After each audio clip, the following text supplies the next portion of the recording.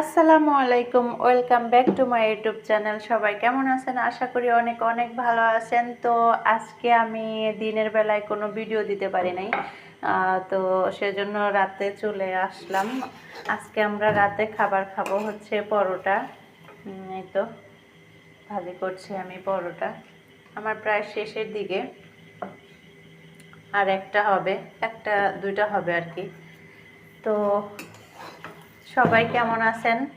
আমার ভালোবাসার মানুষ যে যেখান থেকে দেখেন না কেন অবশ্যই একটু লাইক করে দিবেন, একটু কমেন্ট করে দিবেন, আর শেয়ার করে দিবেন। কারণ আপনারা আমাকে আনন্দিত করলে তাহলে তো আমি অনেক মনে উৎসাহ নিয়ে ভালো ভালো ভিডিও দিতে পারি। তো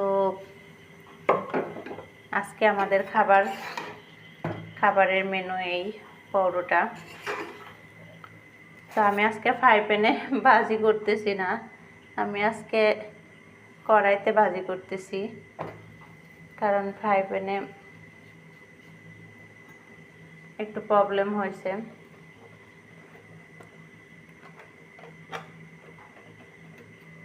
সেই জন্য।